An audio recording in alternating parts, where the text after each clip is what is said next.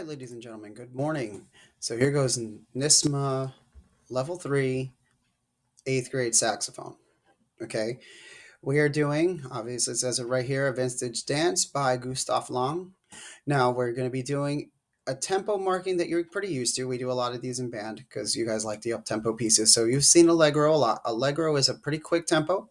We are looking at at the lowest end, probably about 125 on your metronome. Okay. 1, 2, 3, 4.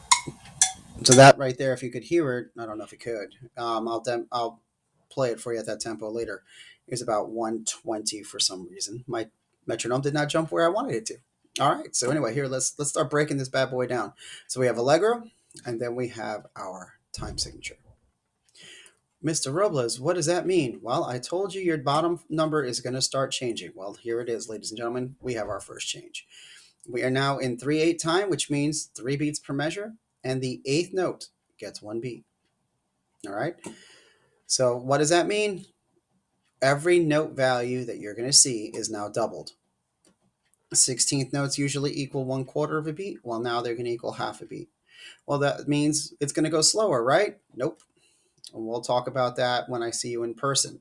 All right. We're actually going to be counting it in a big grouping of 1. 1, 2, 3, 1, 2, 3, 1, 2, 3, 1, 2, 3. And like I said, I'll explain that when we're in person. So here we go. It starts on G, and we have nothing in our key signature. So that normally means, hey, guess what? We're in the key of C. Well, yeah, I guess. But we're also hinting at A minor. You'll see this line here ending on an A. You'll see this little section ending at an A. And then we get down here, and there's our C. Okay, so no flats, no sharps. We're dancing around between A minor, and we're also hanging around in our key of C. All right, so you'd be right either way. Now we come down here as I scroll down. Oh, I've given you all these markings that I wrote in for a student a while ago. When I give you your actual copy, you're going to get a clean copy of the music. If you want this copy with all my markings put in, let me know, and I'll make you a copy with that. Just, hit me up with an email. Let me know which one you want. All right. So we get down to this section right here. We're doing our high D.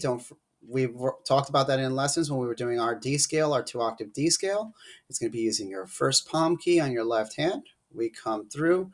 Notice I put down here side C. Remember, we don't want to be flip-flopping fingers. That makes a lot of pad noise and it slows you down. So you want to be using your alternate C fingering. Here, you're going to use your A sharp. So you'll be using you're not going to be using your bis fingering. You're going to be using your side A fingering. G sharp, we already know how to do. There's really only one way to do it.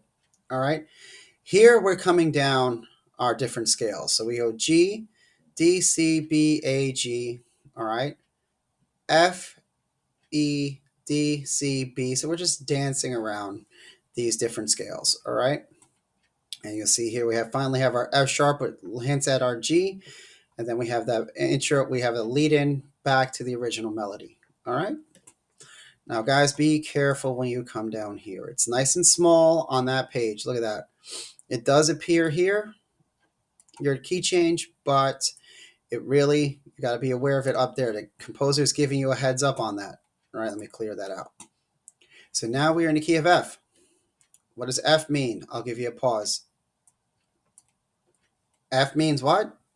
B flat, okay? So we have a B flat there, B flat here, B flat. Notice it's not marked everywhere. If you were doing a level 1 solo, the composer might mark it, or the editor might put in markings to remind you. We're doing level 3 now. So you have to remember it's in your key signature. All right. Here is where you have your accidentals put in. What's an accidental? I always tell you, an accidental is a key signature, or excuse me, a sharp or a flat that does not appear in the key signature. All right. And I tell you, they cause accidents. That's why they are called accidentals. All right, so you have your C sharps, C sharps. We come down here, A flat, A flat, A flat. Okay, I'm going to keep going down. Let me clear out those markings. We have our fermata. Now, what I usually tell you is double the value. So we have 3 beats here, and then 2 beats here, so you can do 4. All right, so I know that seems like a lot, but remember, our tempo is going to be moving pretty quick. All right, we have our rallentando, and we've talked about those in band. They go by rallentando. You can call them a retard. It's a gradual slowdown. And then our friend Mr. Long put in another key change.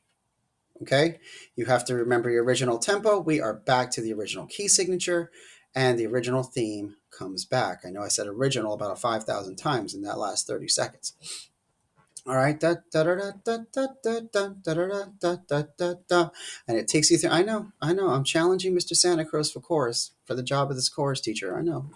When I have out there recording my albums, remember you heard it here first. So this video is going to be worth millions, probably after I'm dead in 200 years. So download it somehow. All right, we come back with the original melody.